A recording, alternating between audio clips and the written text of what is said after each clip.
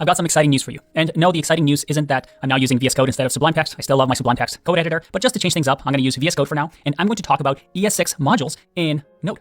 You see, up until now, we had to use the require syntax, which is what we call the common JS syntax with Node. Originally, Node was created with this syntax in mind because JavaScript wasn't created with modules in mind. They never had the import-export syntax that we had with ES6. So because Node was created before we even had that, they had to create their own module system, which is how we got require and this common JS syntax. But as of Node version 12, they now have ES6 style module imports and exports. So the good news is that if you're watching this video and you have the latest version of Node, then congratulations, you can now start to change from require to using import-export keywords. So let me show you, based on what we've just done and what we've learned about modules, how we can convert this to ES6.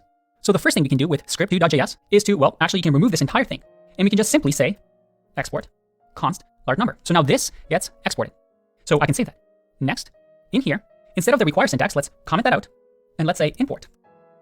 And in here, we'll import, doing destructuring the large number that we exported. So remember, we did export large number, and we're going to say from script2.js, grab large number.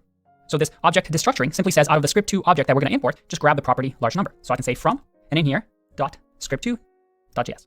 So now that I've imported large number, and I did object destructuring, I don't need to call script2.large number. Instead, I can just simply do large number. So will this work? Well, let's test it out. I'm going to open up the terminal here. And in here, I got to make sure I'm in the right folder. So I should cd into the ES6 folder. And in here, I have the script and script2.js.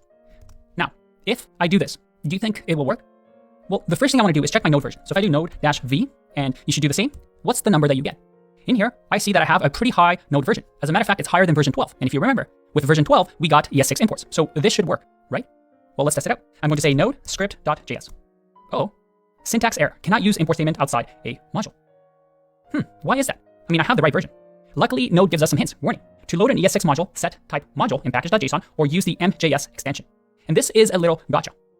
Because Node was created with this common JS import-export in mind, we need to actually specify how we want Node to read these files so we know that we're using the ES6 syntax. Because remember, it's different from a browser. So we have two options here. And I also want to show you how you can find this out on the documentation website for Node. Usually what you would do is Google ECMAScript 6 Node.js. You'll probably get to the Node.js documentation. And you can see here we have modules, ECMAScript modules. And let's go to enabling. And if we click on enabling, we see over here, all right, there you go. We need to add the MJS file extension inside of package.json. We have to update the type field. So if I click on the type field, I'll read about it here and I say, oh, import statements of JS files are treated as ES modules if the nearest parent package.json contains type module. So this is a good way to learn how to read the documentation. Remember, the answer is probably always inside of the documentation. So let's follow their advice. What if I rename these to MJS and this to, if I now run this, do you think this will work? Actually, I have to fix one more thing, right? I have to make sure that the syntax while we're importing is MJS. For fun, let's see if I can do it without the file extension. Let's save here and run this. Cannot find module. So we actually have to specify the file extension. And if I run this again, hey, check that out. Everything works. Our ES6 imports works, and we just followed what they've recommended. Name your files MJS. But there was another option too, right? The package.json option. So let's rename this back to .js. Some people really don't like the syntax MJS, and they prefer this method instead. So again, what we'll do is we'll run this again and make sure we change this to .js, back to .js. And if we run our code, it'll give us an error because, again, we have to add type module inside of package.json.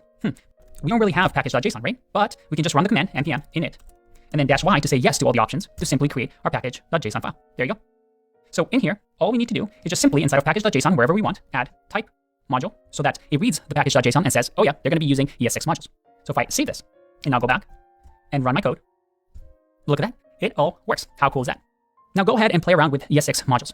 As you start working with more and more Node.js code, you're going to see more import statements than require statements like we have before. However, because a lot of code bases still use the require syntax, if you go on NPM, for example, and try to download packages, a lot of them still suggest that you use the require syntax. And that is because you're not sure that everybody has the latest version of Node. Some people might be running a Node version that is lower than version 12. In that case, the code isn't going to work. And that's why for the rest of the course, and even for the final Smart Brain project, I've left our Node files with the require syntax so that any student taking this course can run those without any errors. But feel free to update them if you ever want with ES6 imports. But for now, it's always a good idea to keep the common JS syntax to make sure that if your code is being run on different systems and you don't have control over the Node version, well, then you can make sure that the require syntax is going to work for everybody.